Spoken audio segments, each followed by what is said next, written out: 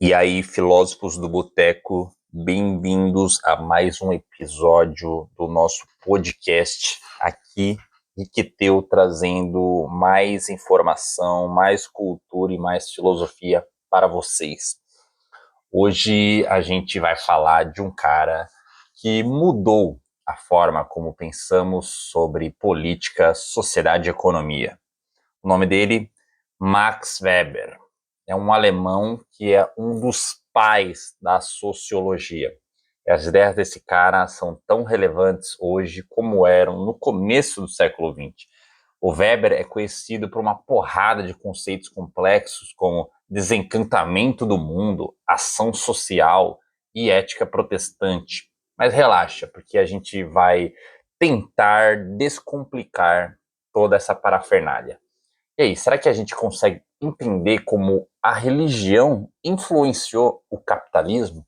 Ou será que a gente vai ficar com uma vontade de tomar uma cerveja e reclamar do trabalho? Vamos tentar descobrir agora o que o Weber falou e o que é importante do que ele falou. O Weber nasceu em 1864 na Alemanha e morreu em 1920. Viveu numa época de grandes transformações sociais. A industrialização estava a todo vapor, o capitalismo estava se consolidando, a sociedade europeia estava cheia de conflitos. O Weber era um cara multifacetado nesse cenário. Além de ser um grande sociólogo, um dos pais da sociologia, ele também era economista, formado em direito, então era um jurista e um grande historiador. E ele utilizou todo o seu conhecimento, esse ferramental mental e epistemológico, para tentar entender como que a sociedade funciona. E ele não estava só na teoria, não, cara. Ele queria explicar as mudanças que ele via ao redor dele que estavam acontecendo no dia a dia da sua vida. E aí que vem uma das ideias mais famosas de Weber, que é a ética protestante. Ele dizia que o capitalismo moderno não surgiu do nada, não foi um evento que teve um creatio ex nihilo, que veio do nada, mas na verdade ele foi influenciado por valores religiosos, especialmente os do protestantismo. Segundo Weber, os protestantes, em especial os calvinistas, tinham uma visão de trabalho e riqueza que destoava e era bastante diferente da visão dos católicos sobre trabalho e riqueza. Eles acreditavam, né, os calvinistas, os protestantes, que o sucesso profissional era um sinal, né, era um elemento de prova, um indício da graça divina. E que trabalhar duro era uma forma de glorificar a Deus, né? Você se empenhar no trabalho, ser alguém que tem bastante vigor para as atividades laborais, era uma espécie de adoração a Deus. E aí isso criou uma cultura de trabalho, de disciplina, de acumulação de riqueza, de culto, entre aspas, ao trabalho, ao dinheiro e à disciplina e à ordem. E isso foi fundamental para o desenvolvimento do capitalismo. E você pode pensar, mas o que isso tem a ver com a gente hoje? O que essa tese weberiana de capitalismo, calvinismo tem a ver com a gente? Cara, bastante coisa, talvez até tudo, porque a gente vive numa sociedade onde o trabalho é visto como uma virtude, onde a gente é valorizado pelo que produz e pelo que acumula. Com o Weber, o trabalho é nobre, o trabalho é digno, né?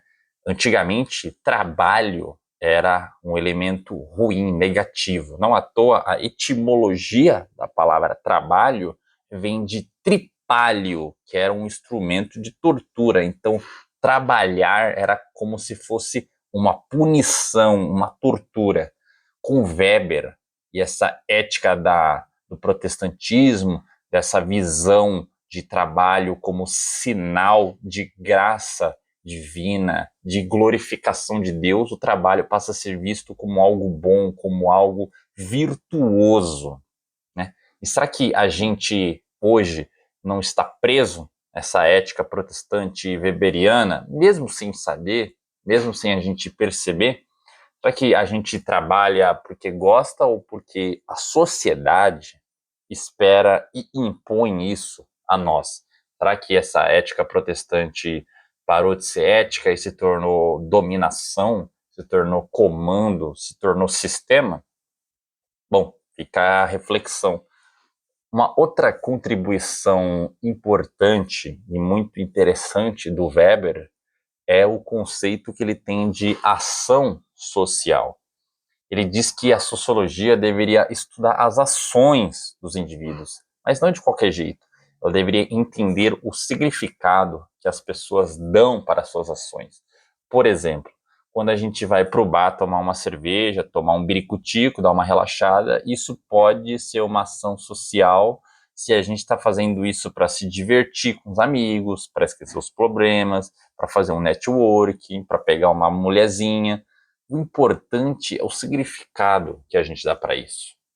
E aí o Weber criou o conceito de tipos ideais, que são modelos teóricos que ajudam a gente a entender a realidade. Por exemplo, ele falava em tipos ideais de dominação. Por exemplo, uma dominação tradicional, que seria baseada nos costumes, nas práticas é, milenares daquela comunidade. Uma dominação carismática, que seria baseada no líder, baseada no populacho do líder, na fama, né, no que ele causa nas massas. E teria a dominação legal racional, que seria baseada na burocracia, nas leis, nas normas. E aí, será que a gente consegue identificar esses tipos de dominação na nossa sociedade? Será que a gente vive numa dominação legal, racional?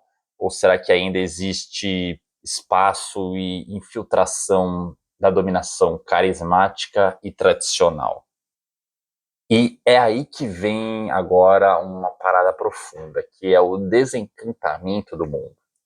Com toda essa evolução das dominações, das ações sociais, né, racionais, voltadas para fins, voltada para lucro, voltada para o sucesso e eficácia, a ética protestante, tudo isso com o avanço dessa ciência, dessa racionalidade, para o Weber o mundo foi perdendo seu aspecto mágico, seu aspecto místico, seu aspecto ideal.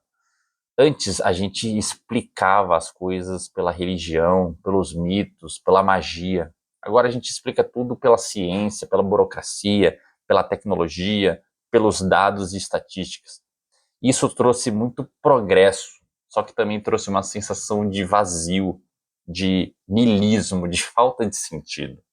E aí você pode parar para pensar que será que a gente não está vivendo num mundo desencantado, num mundo cinza, num mundo de escritório, num mundo de gabinete? Será que a gente não perdeu um pouco daquela conexão com o mistério, com o sagrado, com o que não pode ser explicado, com o que ultrapassa esse mundo, com as bestas e quimeras que povoavam os nossos mitos e as nossas histórias heróicas?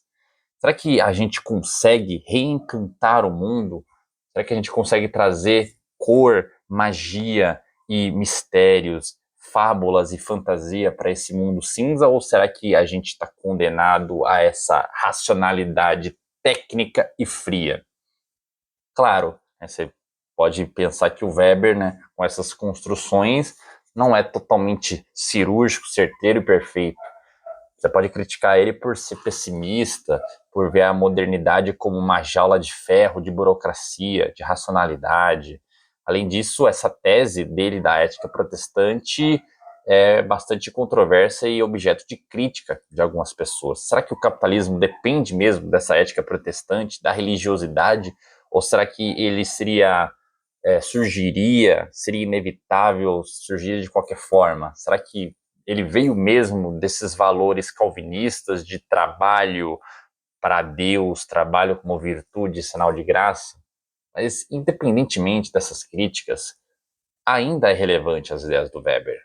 As ideias desse cara ainda ecoam, ainda são um ferramental muito importante. Porque quando a gente vê burocracia, fala de trabalho, fala de racionalidade, fala de religião e política, tudo isso tem a ver com o que esse cara falou.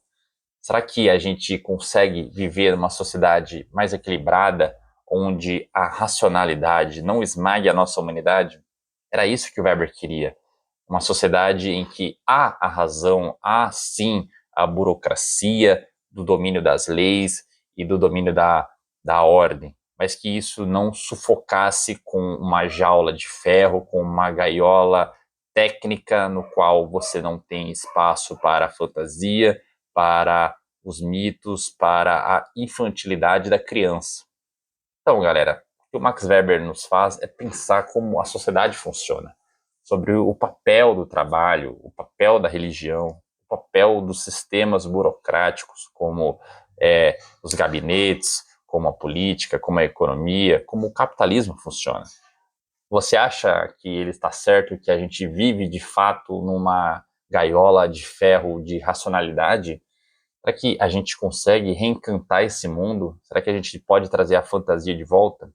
Deixe aí nos comentários o que você achou. Curta, comente, compartilhe com seus amigos esse episódio e os outros. Não deixe de acompanhar a nossa série de filosofia.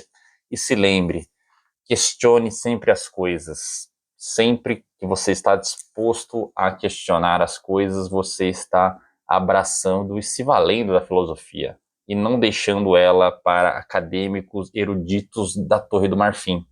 Então, até o próximo episódio. Não se esqueça de tomar uma geladinha enquanto reflete sobre o seu trabalho, sobre a racionalidade e sobre os sistemas burocráticos institucionais que o circundam no seu dia a dia.